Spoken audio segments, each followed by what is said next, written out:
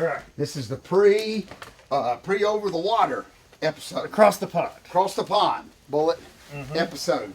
Bon voyage. Now, Yes. well, we'll talk about it. When will y'all be back now, Bullet? Sunday. Oh, good. Oh, I'm very George South. Don't worry, we're not going to miss a week of George South tape. Okay. So. I ain't worried about safety of the plane or anything, Or Bullet. my well-being or anything. You know me too good, Bullet. I can at least tell y'all good trip. Exactly. Wish y'all luck, Bullet. But anyway, yeah, we got a lot to talk about, Bullet. Okay.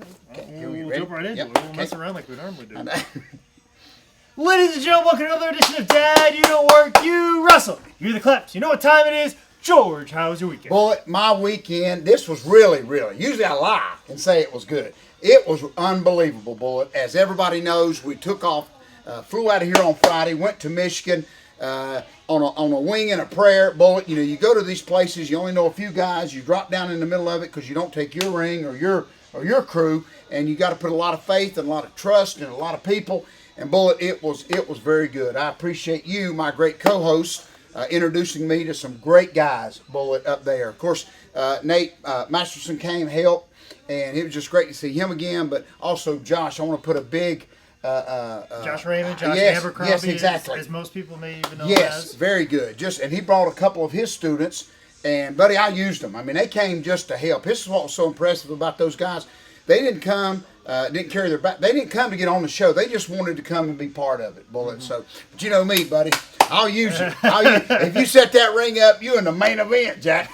But just great guys, Bullet, and we're gonna stay in touch. And they just worked so hard. They were, I joke with you. They were the first one. They were there before I got there. Which is a feat in itself. It sure is, Bullet. It sure is. And they stuck around till the whole thing was over. Bullet, just great guys. I'm very happy. Had a heck of a little house, Bullet, and it was just a fun time. It was one of the first times wrestling had been in that Bridgman area, Bullet. You know, same old story through the school system. Somebody tore the gym up years ago.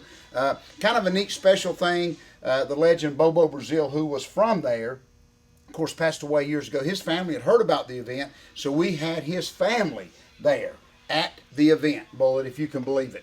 And to show you that we can handle anything, Bullet, it was something, I hope this is not on tape, but we had No, it's on tape. We had a beautiful moment, Bullet. We was going to present Bobo Brazil's family with this beautiful picture of their dad. Oh. The lights are dim. We just showed a great video of Bobo Brazil. And Bullet, as we went to present the award to Bobo's family, Bullet, they dropped it.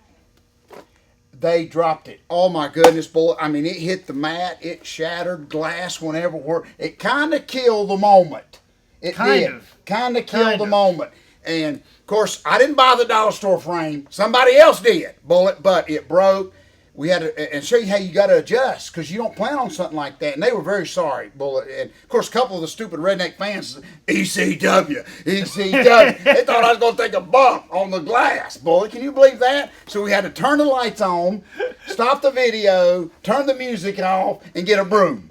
Seriously, because it's just stuck. That whole glass everywhere. So it did kill the moment. For just a moment. Just a moment. Boy, it's unbelievable. I mean, I couldn't have... But typical EWA fashion, we charge hard. But you know, it'd been like Sabu trying to break a table in WCW. If we had planned on it, it wouldn't have broke. Yeah. You know that? I could have hit Bobo's son with it and the family and everybody. Or they could have hit me with, and it wouldn't have broke. You know how that goes. But just simply giving it to them. But... and they were so sorry. It wasn't nobody's fault. It was just an accident. But we got it going, swept it out, and still finished the video. Had a great time, Bullet. And so I just want to thank you for introducing me to those guys. Bear brought his ring up there, helped me out tremendously, Bullet. And it's kind of a neat thing for Dad, You Don't Work, You Wrestle. The night before a big high school rival football game, they let me go in there and talk to the team, Bullet. Now the question is, George, when I saw that, did you inspire them on to victory is the question I have. Well, that will, that goes, but here's what made me hot, Bullet. Let me change the subject real quick. Yes, the rival team's coach took an ad out. If you think we're cutthroat, the rival team's coach took an ad out in the newspaper and said he was going to beat them by 50 points. Not the team, the coach did that. So by the time I go in here, Bullet, to give my big Newt Rockney, Dad Burn, Vince Lombardi speech, these kids were deflated. I mean, the coach done it. My answer to it was just to go beat the crap out of the coach. He's probably got good players, but that didn't work, Bullet. But and it was kind of a special moment because a lot of those boys were seniors, and it was going to be some of the last few games, Bullet. They even put me on the sidelines. Like I was right on the sideline. Headset and everything? Oh, Bullet, no headset. Did you get the printouts that they had? They put me off by myself, but didn't give me a whistle. But that's okay. That's okay. But Bullet, we held them good till halftime. Okay. And then couldn't get too mad at their coach because they did beat us by 50 points. No, I'm just joking. But see, that's the thing. They gave you the beginning speech. They did not let you have the halftime speech. No, they should. If you had the halftime speech, maybe it's a different story. I love that, Bullet. Very good. They should have brought me in at halftime, and I could have pumped them up. But I'm telling you, I'm not an emotional person, but I'm just telling you that right now. But when I went in there and seen these young guys, that just little small guy, and a lot of them seniors, and they knew. And I saw my son Brock that had played ball 3 or 4 years ago at the high school, knew when it was his last game. It's an awful feeling. It is. As being somebody that went through that several times and did that in several sports, I know. Because it hits you that after this season, I don't get to come back. And sometimes you don't even realize it till like even now. Like sometimes I even have like weird dreams where I got one more year of eligibility. I got one more year of this or one more year of that, but then that's. And you know how it is when you walk outside, something, especially now it's getting fall and the cold breeze and then the leaves and just that aroma of just that time in your life. Yeah, so you get the pads on. You get the smell of the sweat. You got and just that smell of that helmet and the wind, the cool wind just blowing around. Well, I walked in that dressing room and I felt all that. And I was getting a little very Ric Flair emotional when he retired. You got family in the crowd. Oh, exactly. All girlfriends and girls you're trying to impress in the crowd. That's exactly right. All that wrapped up in there. And it was just a very special. Of course, all those people came to the event that the next night. It just went good. There's so much stuff working against it, Bullet, but it just went good. They had a huge banner with my big ugly face on it. And of course, I hooked that thing, and you should have saw me going through that airport with that, Bullet. But my goodness, but it was just a great. It was just fun, Bullet. Everybody worked so hard. I was so impressed with those guys up there, Bullet. Once I told them what I would like for them to do, they knew that I was busy and all. I mean, we had a custodian that was worried about the gym floor. He was about ready to have a heart attack, so you had that to worry about. We had a band playing, so a lot of stuff. But those guys just they just listened and they done exactly what I said. And Josh and them went out and had a heck of a match. I just enjoyed it. Funny thing is, and you know me, as I stressed to them before the show, don't go out on the floor, please. With this gym floor and a custodian, and of course, first match, what always happens, Bullet, is the guy went to the floor. Of course, I about had a heart attack after that, but we got that fixed. So between the broken award that we presented to Bobo Brazil, and then the guy going on the floor, that was only 2 things, and we got through it, Bullet. So anyway, thank you. It was just a great week. This week, of course, Bullet, I'm headed to Clayton this coming Saturday, as you'll be flying over the pond. I'm gonna go to Clayton, a good show up there this coming week. So I'm very excited about that. Got a new case of books. Bullet did real good. Thank you, everybody. Bullet up in Michigan. That first time ever, Dad, You Don't Work, You Wrestle, landed in Michigan, and let me tell you, it loves Michigan. Bullet. So anyway, with all that being said, all that good, there's got to be a bad. So you think, George, after a great weekend like that, how do you have an idiot? But I'm going to tell you, very, very good thinking of you last week. We got good response from the guy that actually owns the business that American Air. Sponsoring the Idiot Bag. Oh, I love that. He gets 2 plugs in 2 weeks in a row. But, Bullet, real quick, I know we got to get off here, the idiot of this week. And believe it or not, if we check back in the records that are in the CIA files, this gentleman I think has made it before. But there is a promoter that is, that kind of narrows it down. But let me stress that. There is a promoter that's fixing to run an event. And I'm going to let people grasp at this for a little bit. Isn't that what kind of promoters are supposed to do? But there are some promoters that don't run events and seem to cause a lot of havoc. I'll say that much. Well, this one's actually planning an event. But Bullet, and his track record speaks for itself, which is not very good. So, with this event coming up, Still not narrowing it down. With this event coming up, everybody's already talking. I've even been asked, do I think from certain other individuals on this show, do you think I'll get paid? And I kind of laugh because I know where all that's coming from, and chances are you probably not. But I'm going to tell you what this promoter did today, and I'll let people search it before I reveal the name. Maybe next week, Bullet, when we get back on here. But you know what the guy did today, Bullet? And it was brought to my attention. I saw it for myself. He posted on Facebook today the guys that he's using, what they're going to get paid. If you can believe that.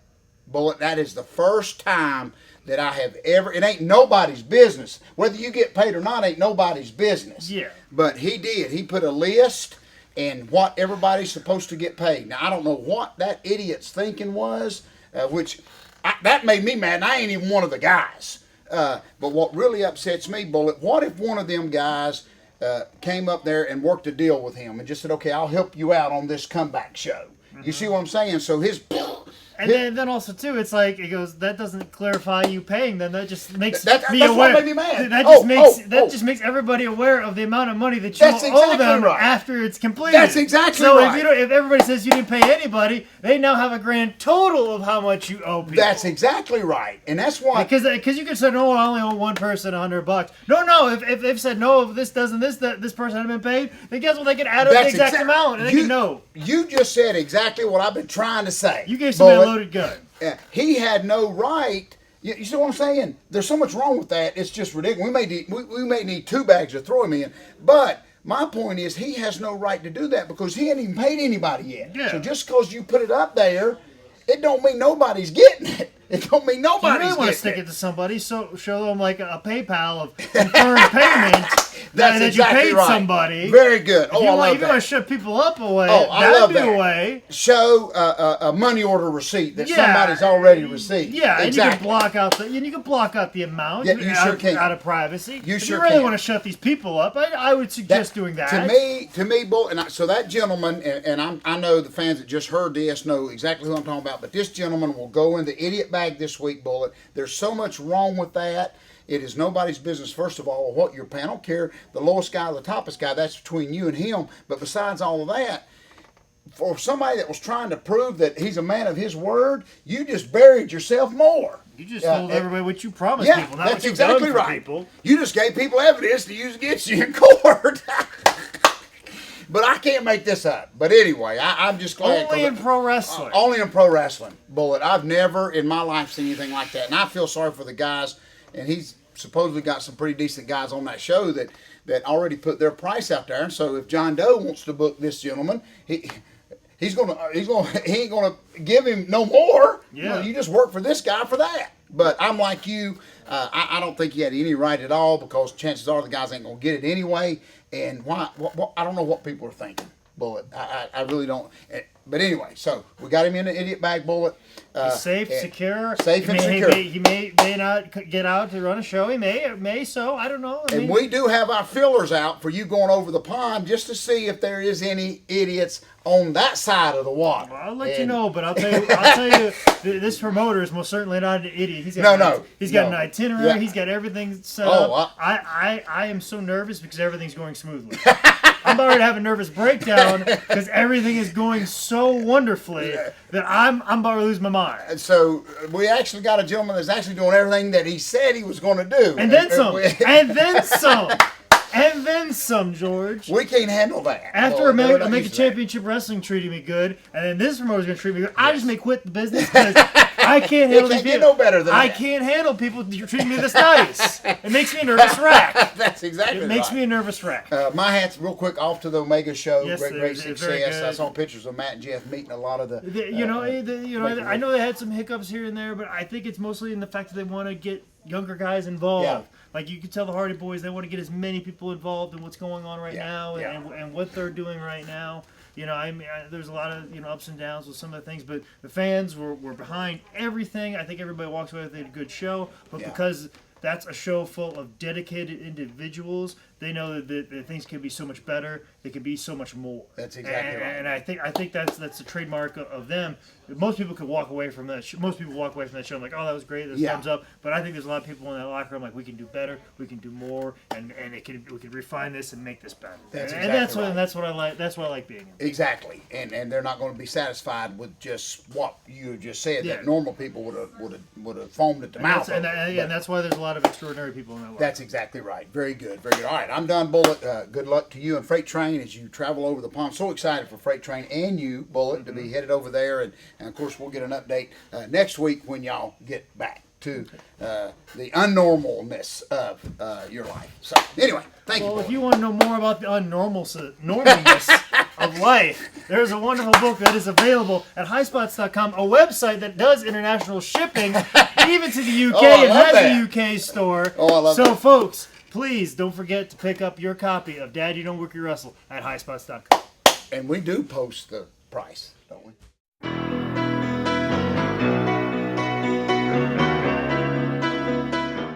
Like that promoter. Okay, but it's okay for us. You got to know that. Okay. Thank you, boy. Very good. All right. Very good.